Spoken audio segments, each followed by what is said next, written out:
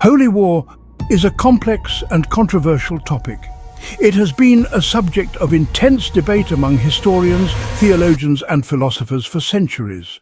Holy war is often used to justify wars that are fought for religious reasons. This is different from just war theory, which is a more secular and philosophical approach to the ethics of war. Holy wars, in contrast, are often seen as absolute commands from God. These divine mandates are perceived as non-negotiable, believing in a higher authorities.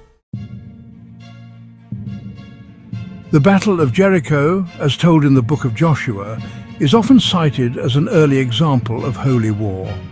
This ancient narrative has fascinated theologians, historians and lay people alike. The Israelites, led by Joshua, were commanded by God to conquer Jericho. This divine directive was clear and unequivocal. This was the first city in the land of Canaan promised to them by God. The land represented a divine promise. The Israelites obeyed God's command. Their obedience was an act of faith, demonstrating their trust in God's plan. They marched around the city for 7 days, blowing trumpets. This ritual was both physical and spiritual preparation. On the 7th day, the walls of Jericho crumbled, seen as a direct intervention by God.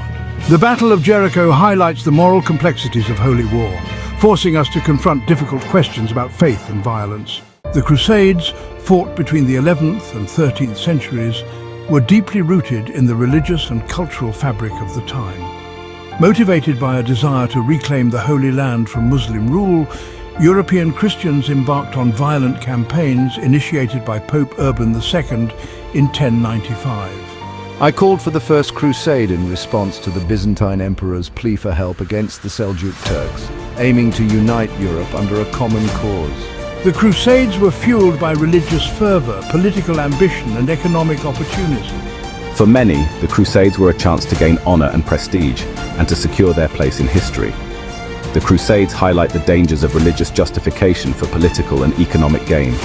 Section 4, Jihad, a twofold struggle. You know, in Islam, the concept of jihad is often misunderstood and misrepresented.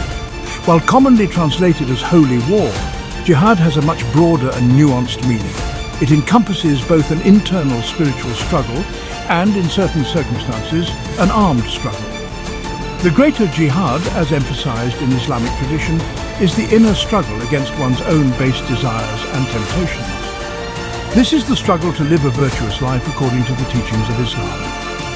The lesser jihad, often translated as holy war, refers to armed struggle in defense of Islam. However, even this form of jihad is bound by strict rules and ethical guidelines. It is only permissible as a last resort in self-defense, and even then, non-combatants, women, children, and religious figures are not to be harmed. The Battle of Badr is one of the most significant events in Islamic history, and provides a poignant example of the concept of jihad as both a spiritual and physical struggle. Fought in 624 CE, this battle marked the first major military victory for the Prophet Muhammad and his followers. The roots of the conflict lay in the persecution faced by the early Muslim community in Mecca. After enduring years of hostility and oppression, the Muslims migrated to Medina, where they established a new base of support. However, their struggle was far from over.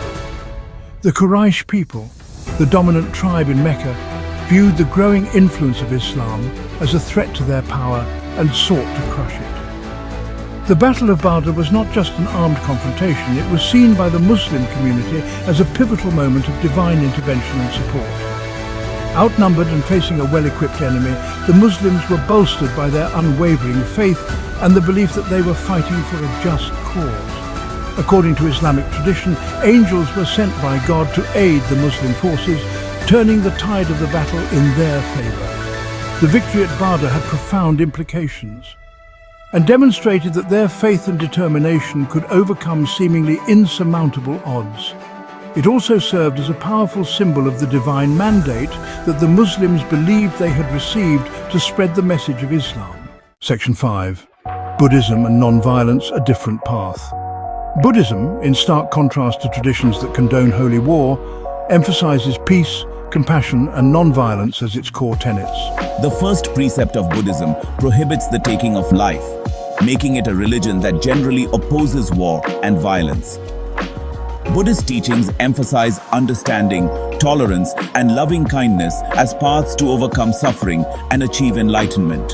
However, even within Buddhism, there have been instances where violence has been condoned. This is often justified as a means of protecting the innocent or defending the Dharma, the teachings of Buddha. The Sri Lankan Civil War, for example, saw Buddhist nationalist groups engaging in violence. They justified it as a means of protecting the Sinhalese Buddhist majority.